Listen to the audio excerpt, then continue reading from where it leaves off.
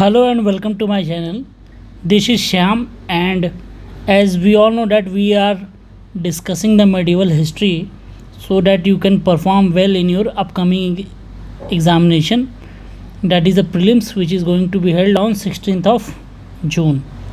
So we are basically revising whatever is given in Satish Chandra book, and wherever necessary I will give you the extra information, right?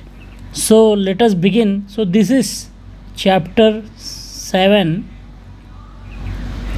of Satish Chandra, which talks about the Delhi Sultanate, right? So we were talking about Khilji dynasty. So during the Khilji dynasty, two prominent people who lived at that time was Nizamuddin Aulia, who was a great Sufi saint who lived during the Khilji time in Delhi, right? So even today people go to the Nizamuddin Aulia's Dargah so that good things can happen to them, right? For the blessings of the Nizamuddin Aulia Sahab, people usually go to his Dargah, right? And second one was Amir Khusro.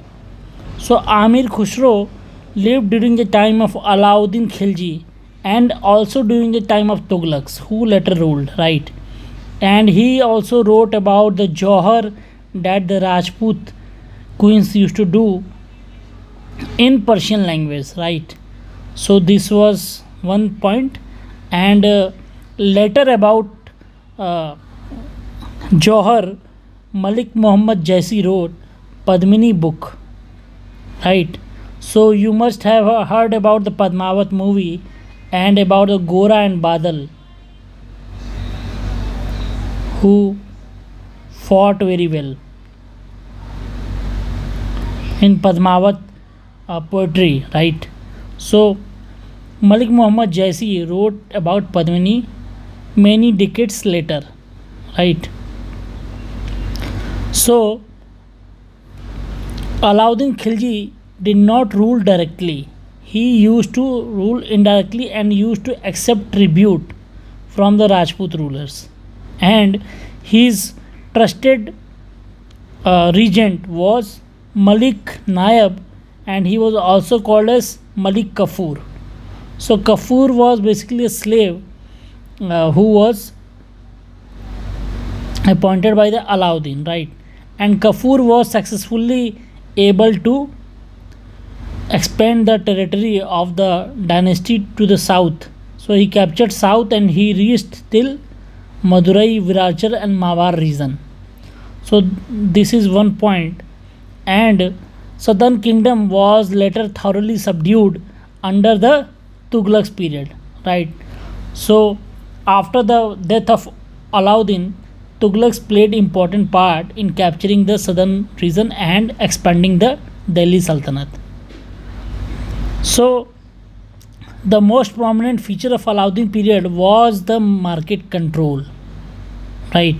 So there were three kind of markets in Alauddin time. One was about food grain, second was about costly clothes for the nobles, and third was of the horses, slaves and cattle. So you must be wondering that horses and people were sold in the same market. So this was the medieval time that was not up to the level of rights and human rights which we see in today's world, right? So the medieval time cannot be imagined today. So market control was the main feature of Alauddin's time, and the official who was appointed by Alauddin to look after this market control was Sahana.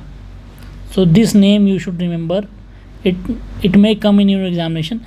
And the market control was visible most prominently in Delhi, and if you go to Ajmer or some other Lahore side, then this market control did not work very perfectly. So these points should be remembered. And then there were Banjaras who used to collect grains from the peasants in the countryside, and they used to collect it in cash form only. So 50% tax was there. And the currency that was used during that time was Dam, Jittal and Tanka. So these three currency used to be there during the Khilji's time. And the Barani was a prominent writer who wrote all this information in his book, like the information of the price of the market during the Alauddin time. And his two famous book was Tariq-e-Firuz-Shahi.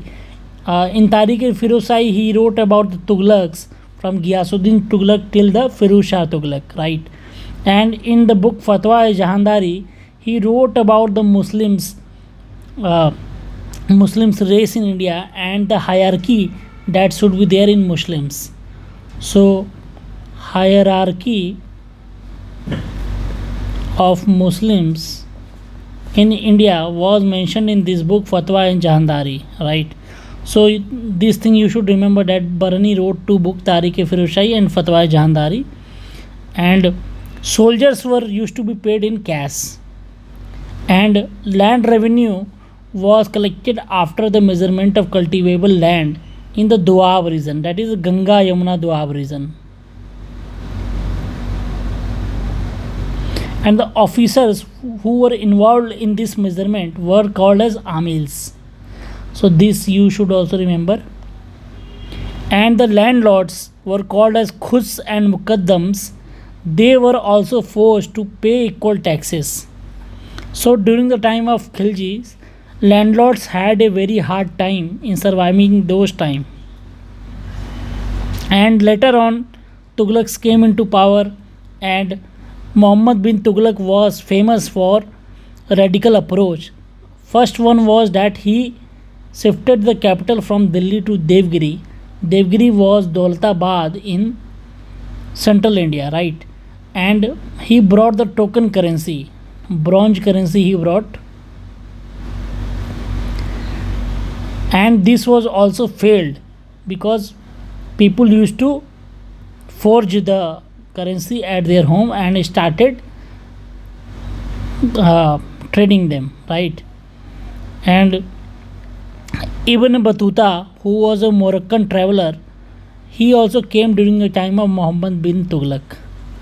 And the feature of Muhammad bin Tughlaq was that he was a very capable ruler, and he was a very brutal ruler, and he was able to capture the Peshawar region from the Mongols, and he was able to defeat the Mongols. And he also secured the hill region like Kumaon region and the Kangada region at a very great cost, that many soldiers perished during that time due to this endeavor of Muhammad bin Tughlaq.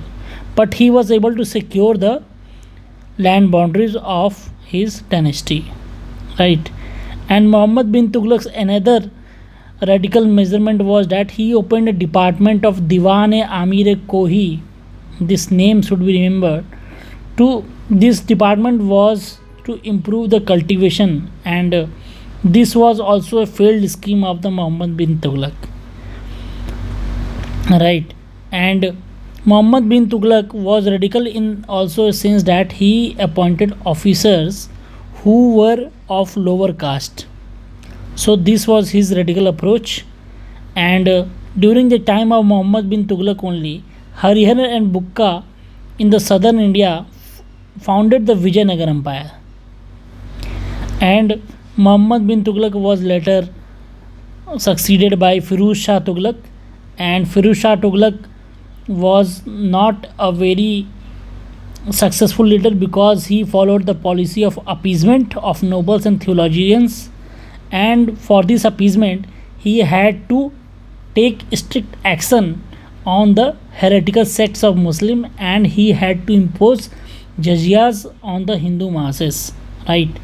So he made the Ikta system hereditary, and the soldiers were started getting paid in land. So this shows the decline in trade at that time because cash was reduced and they had to pay the soldier in cash land only.